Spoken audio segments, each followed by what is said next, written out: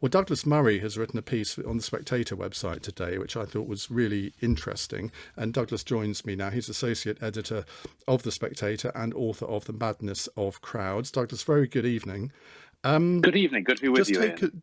Just take us through, and I don't know if there's anything that how I've introduced this where you would sort of take issue with, but just take us through the argument that you were putting forward in your article, which was headlined, "What Isn't Being Said About the Reading Attack Victims?"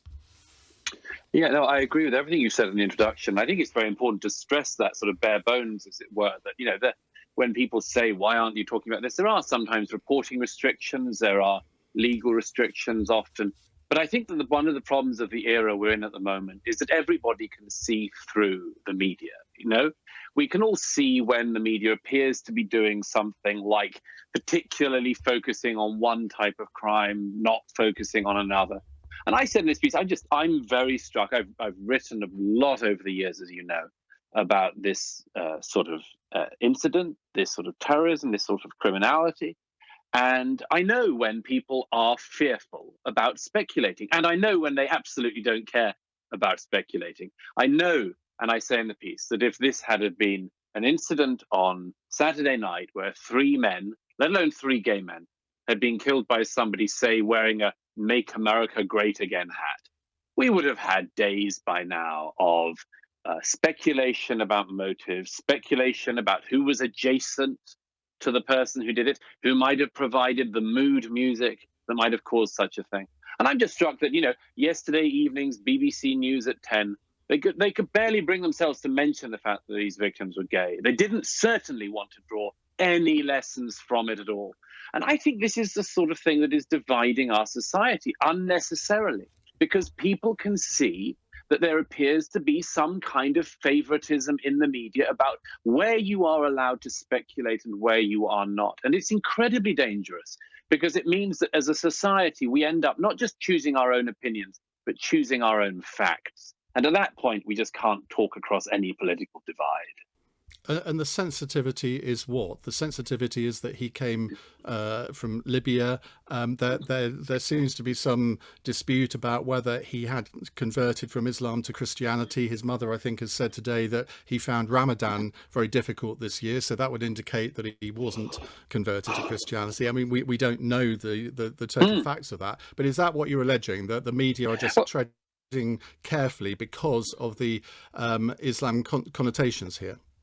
Yeah, I mean, I think it's just obvious. It's not just the Islam connotation, it's the asylum seeker one. There are reasons to be, careful in reporting. God knows every journalist should know that.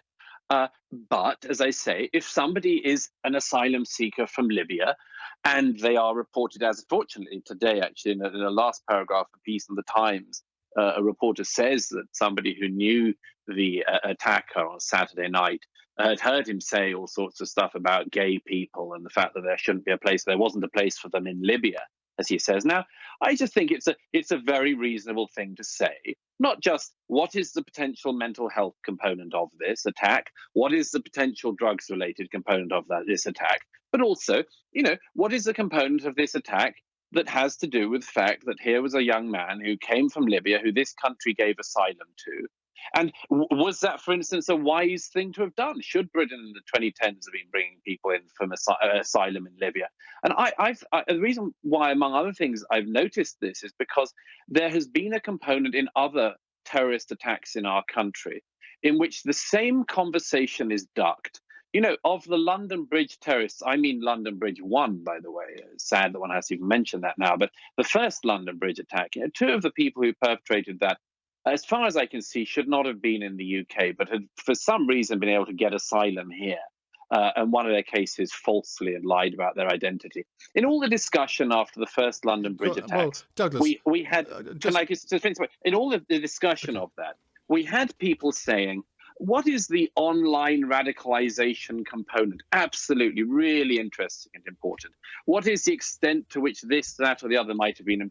Very important. But also, why can't we have a conversation reasonably about asylum, what ideas people bring with them when they come to this country, what the net benefits or otherwise are? And I just think it's very strange that as a country, we still feel that we're not mature enough to have that conversation. Well, I don't disagree with that, but on the other hand, the London Bridge attacker, the Manchester Arena bomber, as far as I understand it, the alleged attacker here, they were all here legitimately. Yes, they were asylum seekers, but they had been given leave to stay. Now, you can question the system that allowed that to happen, Yeah. but in terms of the number of people who have been given leave to stay, I mean, these are 3 individuals out of hundreds of thousands. Now, you're always going to get a few bad apples, aren't you? Sure, absolutely. And it's a very important point to make, and I've made it many times myself.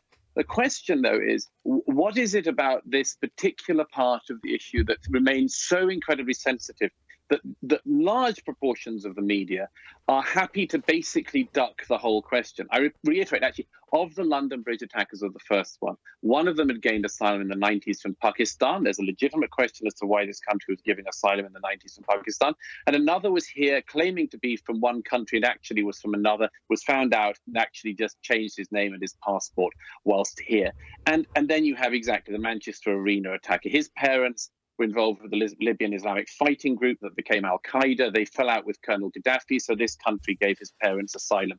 Was that a great idea? In my view, no. Is that a conversation we've progressed with any more in recent years? No, not at all. And so, as I say, we would know exactly the drill to have in this conversation if the attacker on Saturday night had been, as it could have been, some far-right extremist like the Brick Lane bomber who hated gays for white nationalist sort of weirdo reasons of that kind. But the fact that we are exercised in having one type of discussion, and even after all these years, just lack the, as it were, muscle as a society to have the discussion we might need to have on this one, strikes me as being a very unhealthy thing. What surprises me is that the gay press has been so muted about this. Obviously, they've covered it, but I just looked on the Pink News website, and their main story is about a drag queen rather than the fallout from 3 men being brutally murdered in this way. Well, that's because what remains of the gay press is a sort of, a real bit of just legacy left over. They don't know what to do. They are basically no more than campaigning entities, masked with the pretense that they are news sites. They've run 40-something stories about J.K. Rowling in recent days at Pink News, and they can't bring themselves to have a meaningful debate about 3 gay men being stabbed to death in the centre of Reading on Saturday night. And that's because, to some extent, they have this same thing I'm trying to describe in my piece at The Spectator. I know it very well. We all know it. Everyone who works in the media knows it. There are discussions that are really easy to have. Again, a fanatical Donald Trump supporter assaulting gay men, we'd really know how to have that discussion. Libyan asylum seeker stabbing 3 gay men in a park, don't know how to have it still. And the gay press is worse than this, not just because they're basically not news reporting anymore, they're just campaigning. I should say, you say that as a gay man yourself. Yeah, of course. I mean, I'm embarrassed by these news entities. I'm embarrassed by these campaigners who now, by the way, also attack gay people in their pages if they're wrong about trans, as they see it. So I mean, these have become highly sectarian and divisive sources of information. But if you see what Pink News, for instance, did in its reporting of this, it said these were proud gay men who had attended Reading Pride, as if that sort of made them even nicer and better. And also one of them was said to have been a big supporter of Black Lives Matter. And you think, that's not the point. What if these men had not been gay? Or what if they'd been gay and just kept themselves to themselves? There's some kind of attempt to sort of say it was even worse. And one of the things I mind about this, as you say, speaking as somebody who's gay myself, is this is itself incredibly divisive in our society. To section people off like this, to say there are sort of worse victims than others, or better victims than others, better perpetrators than others. It's highly divisive. And I think that as a society, again, it's a sign of ill health in the society. We should be able to trust ourselves to recognize and identify problems wherever they come from, to recognize unpleasantness, extremism and everything, wherever they come from, but not to skirt around and have our own favorite victims and our own favorite perpetrators. Because as it is, when that happens, not only does it divide us more as a society, but as I said at the outset, It makes it essentially impossible not just to identify problems, but to speak across divides. And Okay. at this moment in history, that's what's needed most.